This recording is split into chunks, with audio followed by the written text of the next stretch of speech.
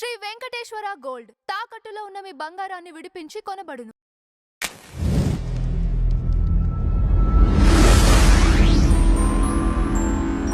Madam నమస్కారం. నమస్తే అండి. మేడం RRR గారు ఆకివీడ్లో ఉన్న సంఘటన దృష్టిలో పెట్టుకొని అక్కడున్న క్రైస్తవ చర్చిలు వాటికి సంబంధించిన సంఘాలను కూల్చివేస్తున్నారు, ఇది మత ఘర్షణలకి తావిస్తుంది అని అక్కడ వాళ్ళు నిరసన వ్యక్తం చేస్తూ వీడియోలు చేస్తున్నారు.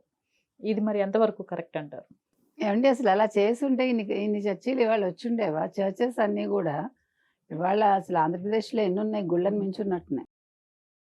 కాబట్టి ఆయన నిజంగా అలా చేస్తుంటే ఇవాళ అసలు ఇలా ఉంటుందా పరిస్థితి? మీరేమో ఒక హిందూ దేవాలయాన్ని పునరుద్ధరించకూడదు అంటారు, మీ చర్చిల్ని మాత్రం కూలగొట్టేస్తున్నారు, మీరు గందరగోళం చేస్తారు. ఇవాళ హర్షకుమార్ కూడా నిన్న మాట్లాడాడు కదా, నీ రంగంలోకి దిగితే వేరేగా ఉంటుంది పరిస్థితి అని అన్నాడు. దానికి ఇవాళ రఘురామకృష్ణరాజు కౌంటర్ ఇచ్చాడు, నువ్వు రా చూసుకుందామని, నేను ఇక్కడ రామాలయం కట్టి తీరుతాను అని చెప్పాడు ఆయన. దానికి పర్మిషన్లు కూడా తీసుకున్నాను నేను. అంటే భక్తులు ఏమంటున్నారు, మేము శ్రీరామ అని రాసి ఇటుకలు పంపిస్తామని చెప్తున్నారు. మీరు గుడి కట్టడం మొదలు పెట్టండి, మేమందరం పంపిస్తాము. అంటే ఒక సంఘటితంగా హిందువులు ఇవాళ తయారవుతున్నారు, అవ్వాలి. ఎందుకంటే మనకేంటంటేనండి, మన మీద ఎవడో దాడి చేసినప్పుడు దెబ్బలు తిని తిని తిని తిని ఇంకా ఆఖరికి ప్రాణం పోయే దశలో మనలో ఒక చైతన్యం వస్తుంది. మనం చూసాం కదా, మనకు అదే జరిగింది. ఇప్పుడు సిపాయి తిరుగుబాటు అనేది ఎక్కడొచ్చింది మనకి? 1857లో ఎందుకు వచ్చింది? వాడు ఒక పంది కొవ్వు రాసి దాన్ని నోటితోటి తీసి ఆ తూట పేల్చమంటేనే తిరుగుబాటు వచ్చింది.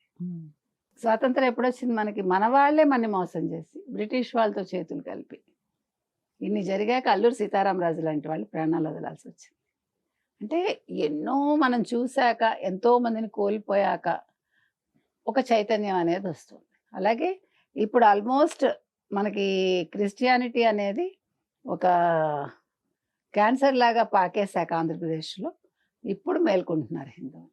ఒకప్పుడు హిందువులుగా ఉన్న మనుషులు ఈరోజు క్రిస్టియన్స్గా మారి వాళ్ళు హిందువుల్ని రానివ్వకుండా చేయడంతో ఇవాళ మత ఘర్షణలు అనేవి వస్తున్నాయి. ఓకే, ఇది వాళ్ళ తప్పు. ఇక్కడ ఎవరు మత ఘర్షణలు చేయడానికి రెడీగా లేరు. వాళ్ళు దాడి చేశారు రఘురామకృష్ణరాజు మీద. రఘురామకృష్ణరాజు గారు రాళ్ళు పట్టుకెళ్ళలేదు, రప్పలు పట్టుకెళ్ళలేదు, మేకులు పట్టుకెళ్ళలేదు, కర్రలు పట్టుకెళ్ళలేదు. కాబట్టి చేస్తున్న వాళ్ళు ఎవరు అనేది గుర్తించారు. 57 మందిని ఆల్రెడీ అరెస్ట్ చేశారు, ఇంకా చేస్తారు. మొత్తం వీడియోలన్నీ మేము వివరంగా చూస్తున్నామని ఆయన చెప్పారు. కాబట్టి ఇవాళ అది వాళ్ళలో భయం. తప్పు చేసి దొరికిన వాళ్ళు భయపడుతున్నారు, తప్పు చేసిన వాళ్ళని సమర్థిస్తున్నాడు హర్షకుమార్. అందుకని హర్షకుమార్కి ఈయన ఓపెన్ ఛాలెంజ్ విసిరారు. చూద్దాం ఏం జరుగుతుందో. ఇవాళ రామాలయం అయితే కట్టి తీరుతారు, ఎందుకంటే అది ఆయన నియోజకవర్గం. అండ్ ఆయన ఎవరికి భయపడే మనిషి కాదు. Right, all right madam, thank you.